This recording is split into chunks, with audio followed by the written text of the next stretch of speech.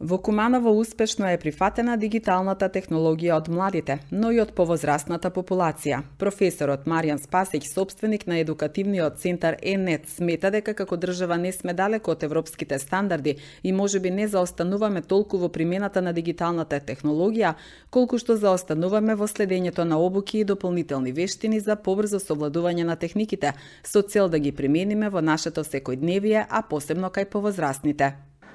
Сите сакаме, посебно младите сакаат со еден клик да дојдат до своите очекувани резултати. Тоа го посакуваат и повозрастната популација, нели, меѓутоа нашето општество можеби се уште не е спремно за такво нешто. Гледаме дека целата таа постапка се побавно оди во нашата држава. На хартија имаме закони, имаме примената изостанува во нашето секојдневие, така да можам да кажам дека ако се реши тој проблем, дека многу побрзо би ги достигнале сите европски стандарди во нашето секојдневие и ќе ги применуваме.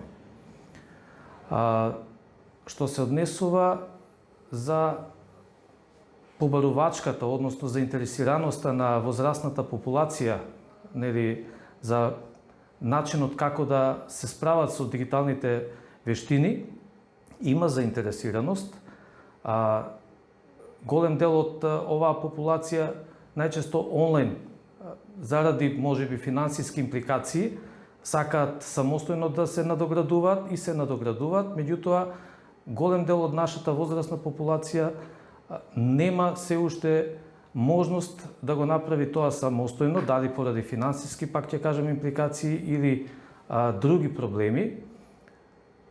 Помладата популација, за разлика од нив, успешно ги решава овие проблеми онлайн, значи се најавуваат, пристапот на интернет до сите информации им е многу полесен, меѓутоа мораме да водиме сметка од друга страна какви информации зимаат од интернет. Младите сметам дека се уште не се доволно едуцирани или не обрнуваат внимание дали информацијата е вистинска, дали е правилна за нив, туку ја прифаќаат веднаш онаква како што ќе ја видат од прва, како да кажам.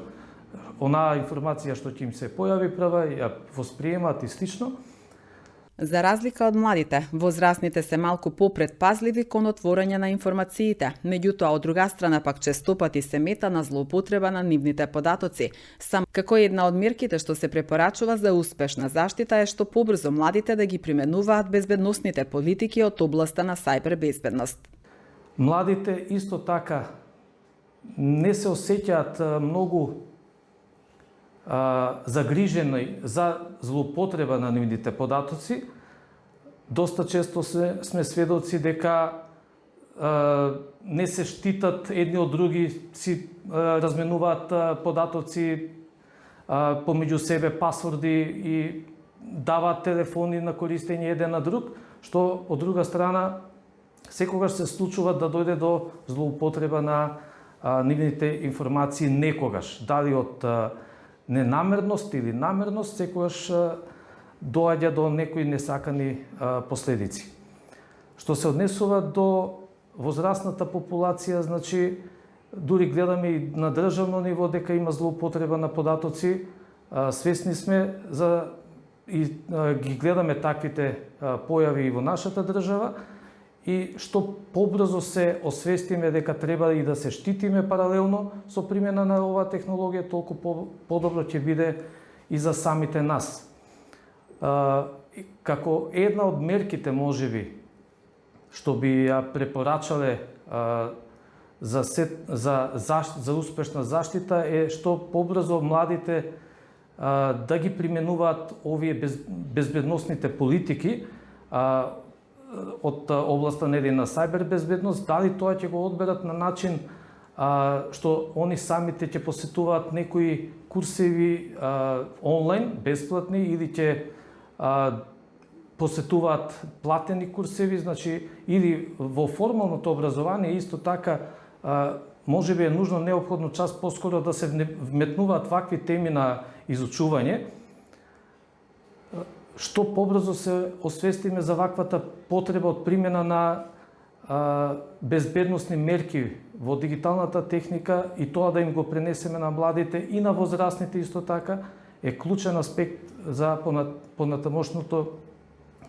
понатамошната примена на дигиталните техники во нашето секојдневие.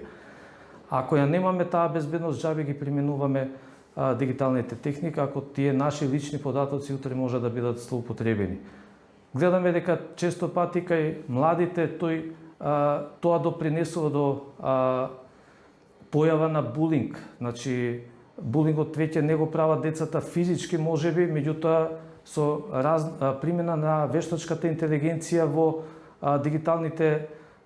дигиталниот свет, значи, често пати децата се таргет на своите соученици. Истото се случува и со возрастните. Можеме сега, ако отвориме било која интернет страница, можете да видите дека се монтираат многу различни видео записи со други личности како изговараат текстови, што не можеш да препознаеш дали е тоа вистински кажано или не е вистински кажано од тоа лице, а немаме мерки како да се заштитиме соодветно, каде да реагираме и слично.